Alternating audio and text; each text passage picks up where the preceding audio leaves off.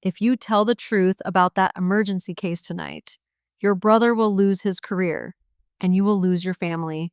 My mother looked straight at me when she said that, calm, as if she were reminding me to button my shirt properly. That night was my brother's engagement party.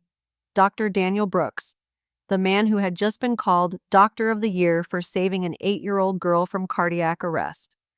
The ballroom at the Bayshore Hotel was filled with politicians, donors, and hospital board members. There was only one problem. The one who performed chest compressions for 11 straight minutes that day was me. Some families don't take your money. They take your effort. If you were standing among 300 people applauding a lie, what would you do? I'm sitting in a dark room, looking at the scar on my hand, telling you about that defining moment. If you're listening to these words, tell me where you are right now. A busy city? Or a quiet town where people still believe in honesty? Leave a greeting in the comments so I know I'm not alone in searching for the truth. I was sitting at the last table, near the entrance where the stage lights didn't reach. On the giant LED screen behind the podium, Daniel's name appeared through applause. Hero of the Year, St. Augustine Medical Center. Beneath it was a photo of him leaning over a hospital bed, face stern, emergency room lights casting down like a halo. My name was nowhere. The champagne glass in front of me was untouched. I couldn't drink. I looked at my hands resting on my lap. They still remembered the feeling of the little girl's ribs pressing back under my palms for 11 minutes of CPR, while Daniel stood frozen like a statue. The newspaper called him a hero. I was just a shadow pushed aside, short to outsiders, but in an emergency room long enough for a heart to stop completely. I stepped past his shoulder. "Move," I said without thinking. I pressed down. 1, 2, 3. The compressions pounded up into my wrists. The skin over my index knuckle tore, blood soaking through the glove. 11 minutes later, the monitor registered the first heartbeat. I had to grab the bed rail to keep from collapsing. "The hospital needs a symbol, not an assistant," my father brushed me off when I asked about the article. On stage, Daniel raised his glass in a toast. He began recounting the moment he decided not to give up. The room fell silent, then erupted again. He talked about pressure, about responsibility, about never letting a patient go while there's still something you can do. I looked at my hands on my lap. They still remembered the small ribs pushing back beneath my palms. Daniel smiled, describing how he stayed calm. The spotlight shone directly on him.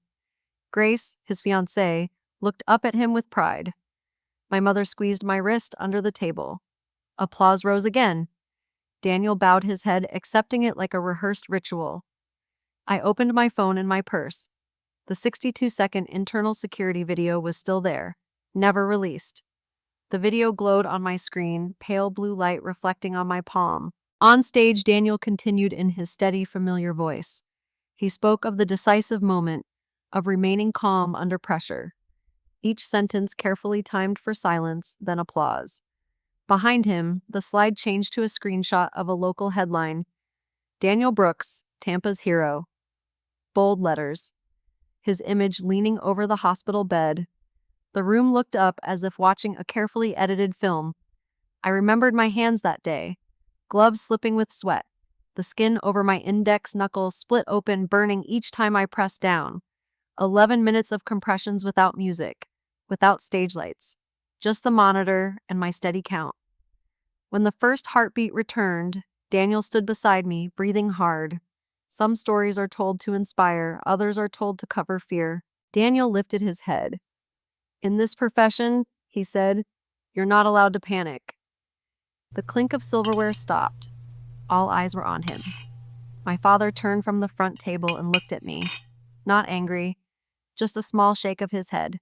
"Enough to say some things belong inside the family," Daniel continued. "I've never given up on a patient." He said it slowly. The entire ballroom stood and applauded. That sentence hit harder than any stare. In the emergency room that day, he stepped back half a step. Just half. Enough for me to step forward. Grace wiped her tears. My mother smiled, gripping her white napkin. The applause stretched on. Daniel bowed, hand over his chest, the spotlight fixed on him, his shadow stretched long across the screen behind him. I looked at my phone again. 62 seconds. 12 people in the emergency room frame, Daniel frozen for exactly 4 seconds before I rushed in. The applause hadn't ended. I pushed my chair back. The legs scraped louder than I expected. A few people turned. I stood. The background music stopped as I stepped away from the table. Eyes shifted, first a few, then spreading like a slow ripple. In that moment, I knew I stood at a crossroads. Stay silent to preserve a false peace for my family, or step forward and shatter everything to protect the truth. If it were you, would you choose peace or truth? Leave an emoji if you believe silence serves the greater good, or if you support me stepping forward. I chose a way no one expected. I didn't run. I walked straight ahead, stopping a few steps from the podium. Daniel had just set down his champagne, still smiling. What, Daniel, are you going to tell them about the 11 minutes you stood frozen while I broke that child's ribs to pull her back from death? Daniel blinked. He didn't answer immediately. Grace looked from me to him, her smile faltering. My mother's hand clamped around my wrist from behind, nails digging into my skin. A silent warning, sit down and be quiet. She dug her nails deeper. She wanted me silent to protect this polished image. I pulled my hand away and looked at Grace. I'm not here to ruin your engagement party. I'm here to save you from waking up every morning next to a lie. Whispers rose near the stage. A hospital board member in the front row leaned forward. Daniel held the microphone but said nothing. I connected my phone. No extra explanation. 62 seconds of truth flooded the giant LED screen. But I am still a doctor. I had heavily blurred the patient's bed, a grayed-out rectangle to protect a little girl's dignity. The rest of the frame, however, was crystal clear. Black and white security footage appeared. The hero of the year stepping back half a step, hands hovering helplessly over the blurred area. The screen behind Daniel was no longer a press photo. It was the emergency room under cold white light. The monitor flatlined. Daniel placed his hands forward, then stopped. He looked at the nurse. No one moved for 4 seconds. Those 4 seconds stretched wide enough to swallow every compliment spoken minutes earlier. Then I rushed into frame, shoving him aside. My voice echoed through the ballroom speaker. Move! Let me! That was the sound of an image collapsing. Compressions began. 1, 2, 3. I counted out loud in the video, sweat down my temple. Daniel standing to the left, hands suspended, not yet rejoining. The ballroom was silent. 20 seconds passed. No movement from him. No sound. At second 38, the monitor registered the first heartbeat. In the video, I sagged slightly, then straightened. Daniel placed his hand on my shoulder. The camera stopped. The screen went dark. I didn't mention the 4 seconds. I didn't repeat the 11 minutes. I simply took the microphone. Why is there only one name in the article? The question landed clean and sharp. Daniel didn't look at me. He stared at the floor. Grace stood 1 step away. She looked at the blank screen, then at him. Daniel? Her voice was small but carried. My father stepped forward. This is not the time, he snapped. Natalie, you are damaging this family's honor. Honor isn't a name, I replied. Grace touched the ring on her finger. The metal caught the light. She looked at Daniel again, waiting. Grace removed the ring. It hit the wooden table with a sharp metallic click. The most satisfying sound I had ever heard. But below, my father looked at me like an enemy. Some people say no matter right or wrong, a daughter must not humiliate her father and brother in public. Others say truth leaves no room for blind protection. Do you think I went too far? Or was it the price Daniel had to pay? Tell me your perspective as someone who's lived a little. I took the cracked stethoscope from around my neck and placed it on Daniel's polished speech. You keep the title. I'm taking back my truth. The ballroom held its breath. My father turned to me, voice no longer calm. You are destructive. I stood still. The hospital board in the front row no longer looked the same. No one walked out. For a brief moment, my throat tightened. Losing your family is real, but losing yourself is worse. I set the remote down. The screen remained dark. The silence stretched, then broke with a deep voice from the front row. The hospital board chair stood. He didn't look at me or Daniel, only at the blank screen. We will initiate an internal review of the communication process and recognition of this emergency case, like he said, clearly. Effective immediately. A few board members nodded. One typed quickly on his phone, no applause this time. Daniel stepped to the microphone. It was teamwork, he said, voice hurried. We handled it together, Then why is there only one title? I asked. Daniel glanced at my father for support. My father stepped forward, shoulders tense. Natalie, enough. You've gone too far. A family can survive a small lie, not one magnified under stage lights. Daniel forced a smile. This could have been handled internally, he said. It didn't have to be like this. It was handled internally, I replied, by removing my name. The room shifted. Some guests stood, whispering. Grace stepped another step away from Daniel. She was no longer searching for answers, just distance. I placed the cracked stethoscope on the wooden table. The metal tapped the surface like a final period. Keep the title. I'm returning the truth to both of you. My father stared at the stethoscope as if it were foreign. You're destroying everything, he said quietly. No, I answered. I'm stopping. A board member approached Daniel and whispered something. He nodded, his confidence gone. The stage lights remained bright, but no one stepped forward for more congratulations.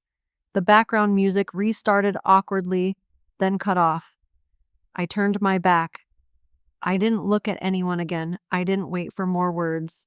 The side door at the back of the ballroom opened. Cool hotel hallway air rushing in. I stepped through. The noise behind me faded. The ballroom doors closed behind me, but the murmurs echoed in my head. The next morning, the news spread faster than I expected. The Tampa's Hero article was updated. Daniel's name remained, but with a small added line, hospital board initiates internal review and after previously unreleased video surfaces. 3 days later, Grace ended the engagement. Quietly. No interviews, just a brief statement through her family's representative.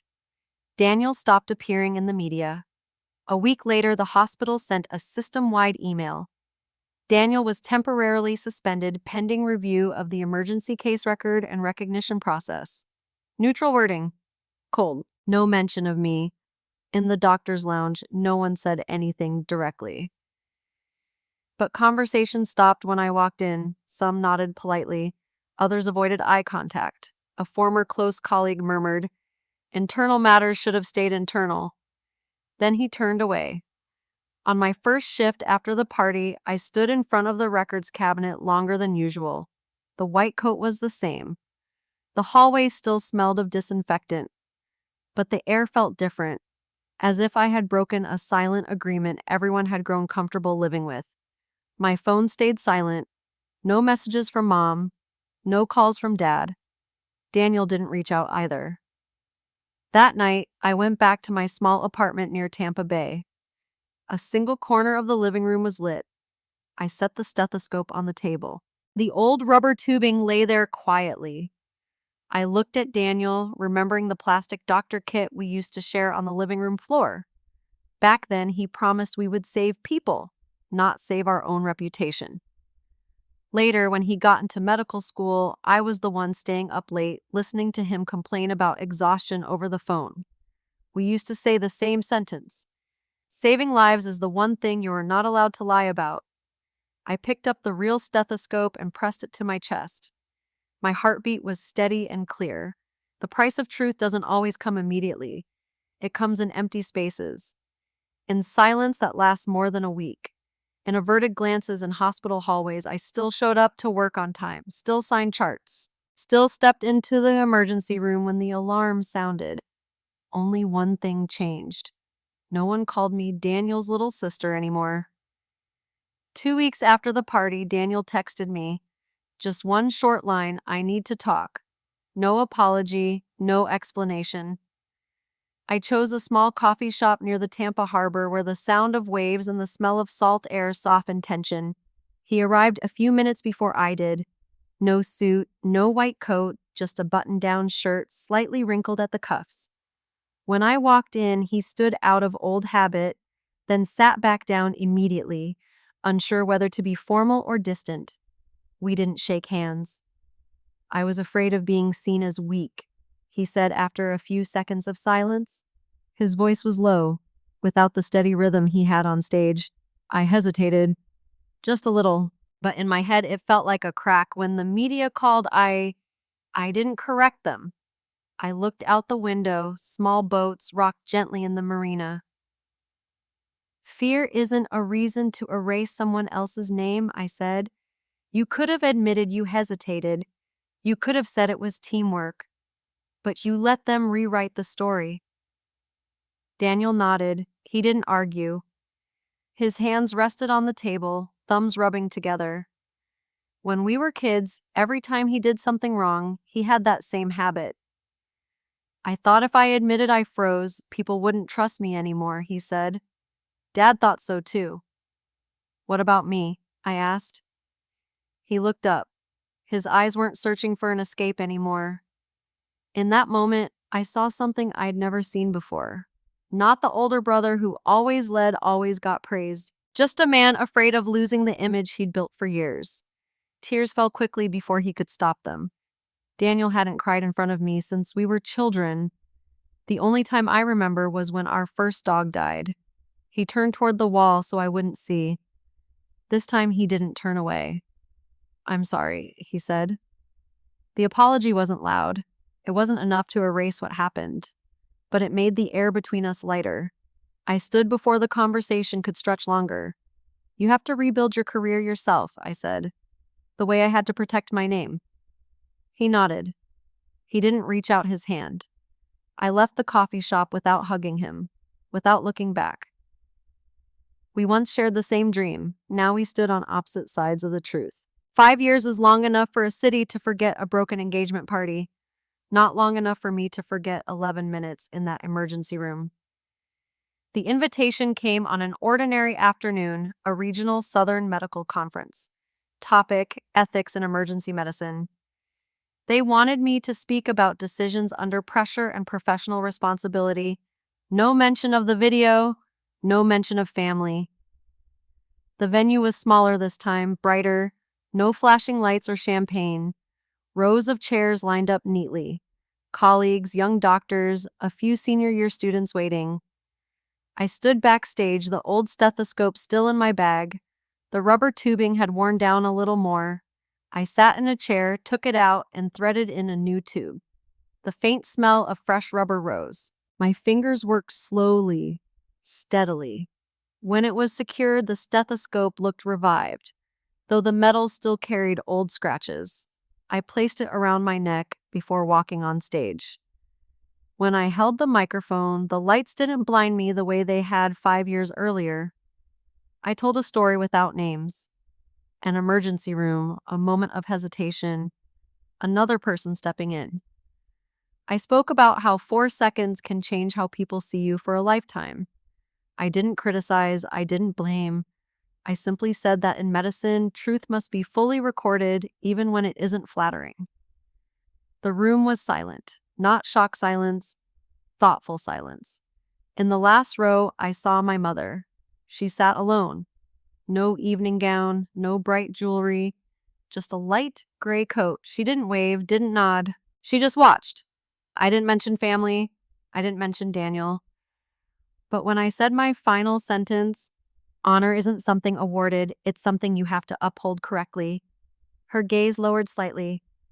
The applause was steady and moderate, not loud like that party years ago. I bowed. When I left the stage, I removed the stethoscope and touched the cool metal lightly. The new tubing held firm. No cracks. Some things can be replaced, some cannot. My mother still sat in the back. She didn't approach me immediately after the talk. She stood when people began leaving, adjusted her coat, and walked slowly toward the exit. As she passed me, she paused for a moment. "Your talk was very composed," she said quietly. "No apology, no hug, just that." I nodded. "Thank you, Mom." She continued walking. The auditorium door closed behind her, leaving me among empty rows of chairs. Daniel started over at a smaller hospital about an hour's drive from Tampa. No titles, no interviews. I learned that through a short text he sent months after the conference. "I'm starting again. No resentment, no self-pity. Occasionally we see each other at family gatherings." Last Thanksgiving dinner, we sat across from each other at the long table. Dad talked about the real estate market. Mom carved the turkey. Daniel asked me about a recent night shift. A normal question, a normal answer. No one mentioned that party. No one mentioned the video. We talk like two adults who share a history but no longer share the same rhythm. No more unspoken glances like when we studied anatomy together at the kitchen table. My family never held a public apology. No meeting, no acknowledgement in front of others. Everything was allowed to pass like a wave, then settle. Dad still passes the turkey across the table. Mom still asks me about the weather. We are still a family on paper, but in the silences between courses, I know I've become a stranger with a straight spine. I am no longer the supportive little sister. I am no longer the shadow standing behind. I returned to my apartment after each gathering, driving across the bridge, looking down at the dark water glittering under city lights. The car window slightly open, wind moving through my hair. I didn't go back to my old place in the family, and I didn't try to claim a new one. I simply stand where I belong. I didn't win completely. I didn't walk out of that story with the family embracing me and admitting they were wrong. I didn't get a press conference correcting every line in the papers. I didn't get those quiet dinners back. I lost the ease, lost the feeling of automatically belonging. But I kept my boundary. I kept the profession I chose when I was sitting on the floor with a plastic doctor kit. I kept my name in an emergency case where there are no stage lights, no applause, only heartbeat and time. Long silence can become a habit. And habit, if it lasts long enough, can turn into complicity. It doesn't come from malice. It comes from fear of cracking what you already have. I understand that more than anyone. Fear is human. Hesitation is human. But taking someone else's credit is not something that can be justified forever. I don't hate my family. I still go home for Thanksgiving, still sit at the table, still pass the mashed potatoes to my father. The only difference, I no longer shrink so others can look taller. I'm not the backdrop anymore. The old stethoscope now has new tubing. The metal still carries scratches from 5 years ago. I didn't erase them. I just replaced what could be replaced. Some things don't need to be made brand new, just strong enough to keep working. The story you just heard is fictional, inspired by real-life situations and human experiences. The content was supported by AI and edited by humans with the intention of offering reflection and emotional value. The actions in the story are not meant to be copied, as every situation has its own resolution. If there's one small gift I can leave you with, it's this. Don't let someone else tell your life story for you, whether in your family, your work, or your own heart. Before you leave, I truly want to know where you're watching this from. Florida, Texas, or a small town where everyone knows each other by name. Leave a comment so I know you were here. If this story touched you in any way, press like. It helps stories like this reach more people. And if you'd like to continue walking with me through stories about family, boundaries, and growth, subscribe and turn on notifications. Thank you for staying until the very end. Sometimes, simply listening to a story and thinking a little longer is already something meaningful.